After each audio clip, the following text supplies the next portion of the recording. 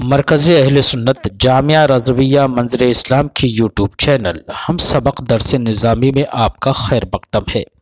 جنہوں نے ہمارے چینل کو اب تک سبسکرائب نہیں کیا ہے وہ ضرور سبسکرائب کر لیں اور بیل آئیکن بھی دبا دیں تاکہ جو بھی ویڈیو اپلوڈ ہو اس کی نوٹیفیکیشن آپ تک فوراً پہنچ سکے، اور اپنے ساتھیوں سے بھی شیئر کریں اور بات پسند آئے تو لائک بھی کریں۔ جامعہ رضویہ منظر اسلام کے ایک اہم اور ماہر استاذ مفتی محمد ابراہیم صاحب آپ کو ہدایہ کا درس دیں گے۔ ہدایہ باب النکاح سے آپ ان کی بات کو دھیان سے سنیں اور اس کو یاد کریں۔ بسم اللہ الرحمن الرحیم۔ ومن تزوج امرأتین فی عقدۃ واحدۃ وإحداهما لا يحل له نكاحها صح نكاح التي حل نكاحها وبطل نكاح الأخرى۔ اس عبارت میں مصنف یہ مسئلہ ذکر فرماتے ہیں کہ ایک انسان نے ایک عقد میں دو عورتوں سے نکاح کیا، اور ان دو عورتوں میں ایک عورت ایسی تھی کہ جس سے نکاح کرنا جائز، اور ایک عورت ایسی تھی کہ جس سے نکاح کرنا جائز نہیں، قرابت نسب یا رضاعت وغیرہ کی بنیاد پر یا کسی اور کی وجہ سے۔ تو اب کیا حکم ہوگا، نکاح صحیح ہے یا نہیں؟ تو فرماتے ہیں جو عورت اس کے لیے حلال تھی اس عورت کا نکاح درست ہو جائے گا، اور جو حرام تھی اس کا نکاح باطل ہوگا۔ دلیل یہ دیتے ہیں کہ بطلان بقدر مبطل ہوتا ہے، مبطل، اور مبطل ان دونوں میں سے ایک میں ہے، دوسری میں نہیں۔ تو جس میں مبطل نکاح موجود ہے اس کا نکاح باطل مانا جائے گا، اور جس میں مبطل نکاح نہیں اس کا نکاح درست مانا جائے گا، برخلاف اس صورت کے کہ جب کسی نے آزاد اور غلام کو جمع کر کے بیچا، دونوں کو جمع کر دیا، تو اب بیع دونوں میں باطل ہوگی۔ بیع میں ایسا نہیں ہوگا کہ اب آزاد میں باطل ہو اور غلام میں صحیح ہو۔ وجہ فرق کیا ہے دونوں میں کہ بیع دونوں میں باطل ہو جائے گی اور نکاح ایک میں صحیح ایک میں باطل۔ تو وجہ فرق یہ ہے کہ آزاد اور غلام کو ایک عقد میں جمع کیا تو اب مشتری دونوں میں بیع کو قبول کرے یا دونوں میں بیع کو ترک کر دے۔ یہ جائز نہیں ہے کہ وہ ایک میں قبول کر لے اور ایک میں نہ کرے، اس لیے کہ یہ جائز حرام ہے۔ لہذا جب دونوں میں قبول کرے گا تو غلام میں عقد قبول کرنے کے لیے آزاد میں عقد کا قبول کرنا شرط ہوگا، غلام میں عقد کے قبول کرنے کی شرط ہوگی، آزاد میں عقد کو قبول کرنا۔ اور جانتے ہیں کہ آزاد بیع کا محل نہیں ہے، اس لیے اب مطلب یہ ہوگا کہ غیر مبی میں عقد کو قبول کرنا بیع کے لیے شرط ہے، اور یہ شرط فاسد ہے۔ عقد اس شرط فاسد کا تقاضا نہیں کرتا، اور یہ بات پہلے ہی پتہ چل چکی ہے کہ شرط فاسد کی بنیاد پر بیع فاسد ہو جاتی ہے۔ اللہ کے رسول صلی اللہ علیہ وسلم نے بیع اور شرط سے منع فرمایا، لہذا یہاں بیع فاسد ہو جائے گی، آزاد میں بھی فاسد ہوگی اور غلام میں بھی۔ اس کے برخلاف نکاح ہے کہ نکاح میں بھی یہی صورت ہے کہ وہ عورت کہ جس کا نکاح حلال ہے تو محللہ میں عقد نکاح کو قبول کرنے کے لیے محرمہ میں نکاح کو قبول کرنے کی شرط لگائی گئی ہے، اور یہ شرط فاسد ہے۔ لیکن یاد رکھنا شرط فاسد کی بنیاد پر نکاح فاسد نہیں ہوتا ہے، بلکہ وہ شرط فاسد باطل ہو جاتی ہے، نکاح باطل نہیں ہوتا۔ اس لیے محللہ عورت کا نکاح صحیح ہوگا اور محرمہ کا نکاح باطل ہوگا۔ اس کے بعد مصنف یہ فرماتے ہیں کہ پھر کل مہر جو ملے گا وہ اس عورت کو ملے گا کہ جس کا نکاح حلال ہے امام اعظم کے نزدیک، اور صاحبین نے یہ کہا ہے کہ یہ مہر دونوں پر تقسیم کیا جائے گا۔ صاحبین کی دلیل یہ ہے کہ شوہر نے مہر مسمہ کو دو عورتوں کی بضاع کے مقابل بنایا، ایک کے لیے نہیں، لہذا اب دونوں کے مقابلے میں رہے گا، ایک کے لیے نہیں، اس لیے آدھا آدھا دونوں کو ملے گا۔ اور امام اعظم کی دلیل یہ ہے کہ انقسام یہ صحت مقابلہ کے حکام میں سے ہے، اور جو عورت محل نکاح نہیں اس کے حق میں مقابلہ ہی باطل ہے، لہذا دونوں کی طرف مہر کو منسوب کرنا یہ لغو ہوگا۔ اور محرمہ عورت کا ذکر کرنا اور ذکر نہ کرنا دونوں برابر ہے، اور یہ بالکل ایسا ہی ہے جیسے کہ کسی انسان نے کہا کہ میں نے 1000 درہم کے بدلے میں نکاح کیا اس عورت سے اور اس گدھے سے، تو یہاں 1000 جو مہر ذکر کیا ہے وہ ایسا نہیں کہ آدھا آدھا ملے گا، آدھا گدھے کو ملے اور آدھا عورت کو، بلکہ کل کا کل مہر عورت کو ہی ملے گا۔ ایسی متن کا مسئلہ ہے کہ اس محرمہ عورت کا ذکر تو کرنا اور نہ کرنا دونوں برابر ہے۔ فرماتے ومن تزوج امرأتین فی عقدۃ واحدہ، اور جس نے نکاح کیا 2 عورتوں سے ایک عقد واحد میں، وإحداہما لا یحل لہ، اور ان میں سے ایک اس کے لیے حلال نہیں ہے نکاح کرنا، صح نکاح التی حل نکاحہا، تو نکاح صحیح ہے اس عورت کا کہ جس کا نکاح حلال ہے، وبطل نکاح الاخرى، اور دوسری کا نکاح باطل ہے، لأن المبطل فی احداہما، اس لیے کہ مبطل ان دونوں عورتوں میں سے ایک میں ہے، برخلاف بیع کی اس صورت کے اذا جمع بین حر وعبد فی البیع، کہ جب کہ بیع میں آزاد اور غلام کو جمع کر لیا، لأنہ یبطل بالشروط الفاسدہ، اس لیے کہ بیع باطل ہوگی شروط فاسدہ کی بنیاد پر، وقبول العقد فی الحر شرط فیہ، اور آزاد میں عقد کو قبول کرنا شرط ہے غلام میں عقد کے قبول کرنے کی۔ ثم جمیع المسمى للتی حل نکاحها، پھر تمام مہر مسمى اس عورت کے لیے ہوگا جس کا نکاح حلال ہے امام اعظم کے نزدیک، وعندهما يقسم على مہر مثليهما، اور امام صاحبین کے نزدیک تقسیم کیا جائے گا دونوں کے مہر مثل پر، ومسألۃ الاصل، وہی مسألۃ الاصل، اور یہ اصل کا یعنی مبسوط کا مسئلہ ہے۔ یہ مسئلہ مکمل ہوا۔ ومن ادعت علیہ امرات انہ تزوجها واقامت بینہ فجعلها القاضی امرأته ولم يكن تزوجها وسعها المقام معه وان تدعه يجامعها، اس عبارت میں ایک دوسرا مسئلہ ذکر کرتے ہیں، ذہن حاضر رہے۔ مسئلے کی صورت یہ ہے کہ کسی عورت نے ایک مرد پر جھوٹا دعویٰ کیا کہ یہ میرا شوہر ہے، اور کہا یہ میرا شوہر ہے، اس نے مجھ سے شادی کی ہے، اور اس جھوٹی دعوے پر جھوٹے گواہ بھی پیش کر دیے۔ قاضی نے شہادت ظاہری کے اعتبار سے عورت کے حق میں فیصلہ دے دیا، یعنی اس عورت کو اس مرد کی بیوی قرار دے دیا۔ تو اب قاضی کا یہ فیصلہ صحیح ہوگا یا نہیں، اس بارے میں اختلاف ہے امام اعظم رضی اللہ تعالیٰ عنہ کا اور امام ابو یوسف کا، امام محمد کا۔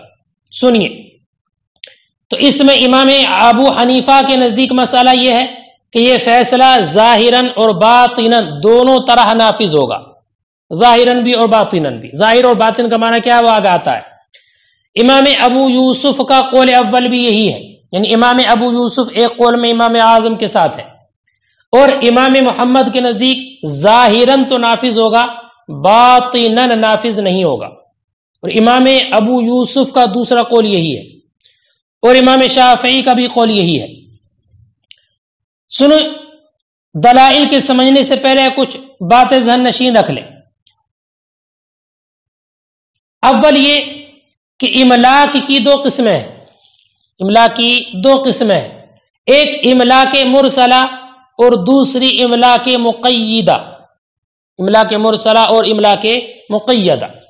املاک مرسلہ یہ ہے کہ ان میں سبب ملک مذکور نہ ہو، جس جگہ پر سبب ملک کا ذکر نہ ہو وہ املاک مرسلہ کہلاتے ہیں۔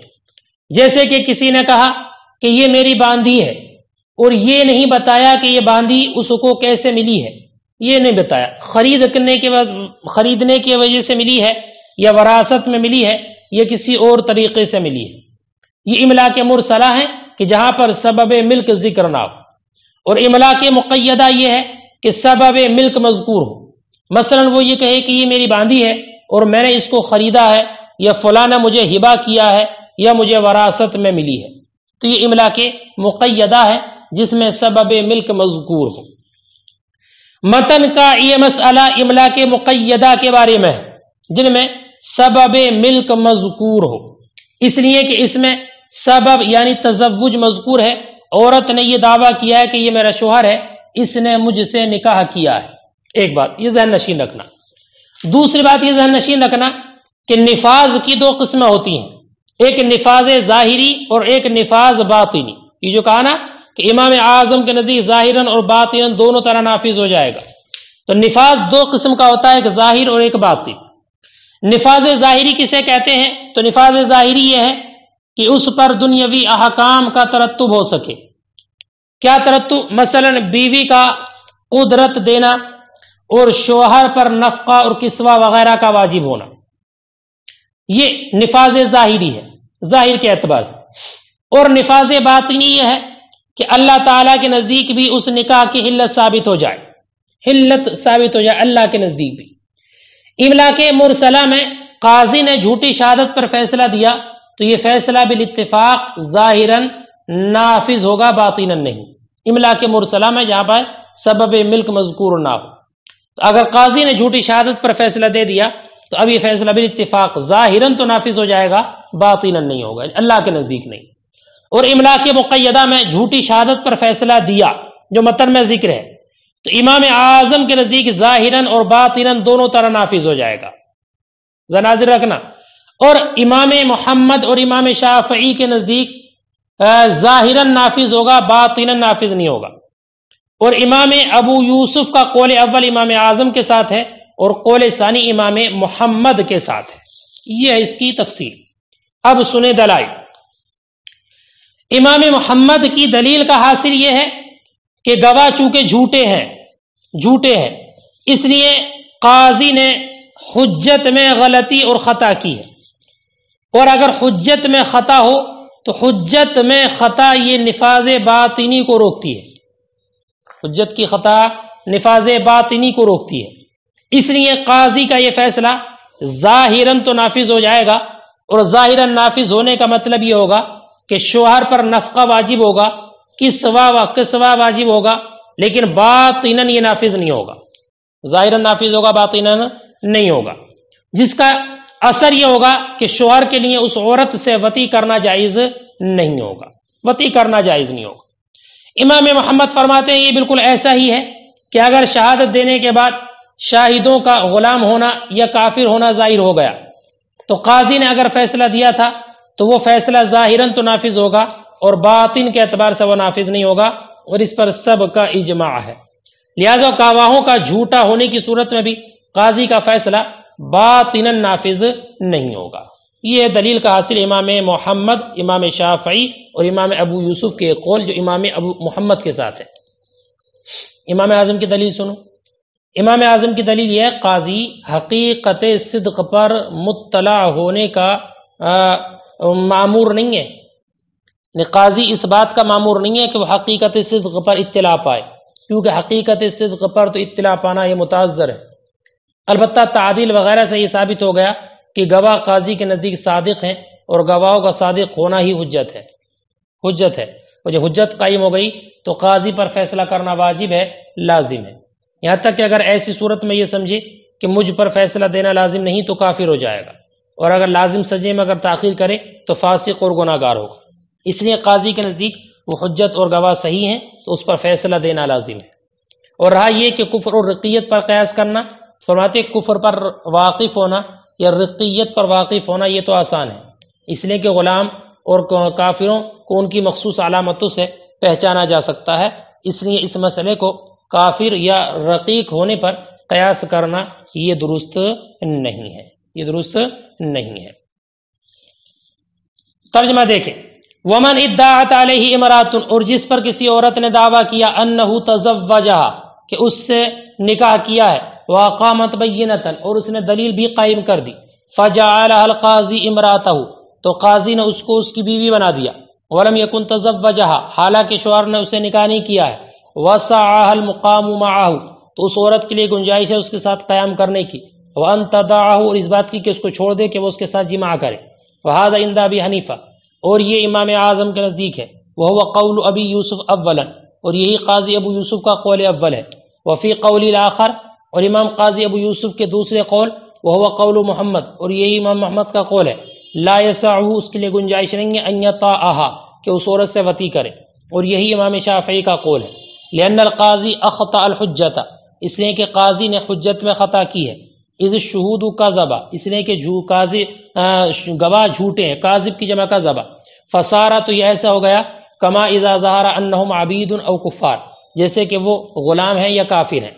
ولی ابی حنیفہ اور امام اعظم کی دلیل ان شہود صدقہ کہ گواہ صادق کی جمع صدقہ کہ گواہ سچے ہیں قاضی کے نزدیک، وہو الحجت اور یہی حجت ہے کہ ظاہر کے اعتبار سے گواہ صحیح ہوں، لتعذر الوقوف علی حقیقت الصدق حقیقت صدق پر واقف ہونے کے متعذر ہونے کی وجہ سے، بخلاف کفر اور رق کے، لأن الوقوف علیہما متیسر اس لیے کہ ان دونوں پر واقف ہونا یہ آسان ہے کہ ان کی علامت سے جان لیا جاتا ہے۔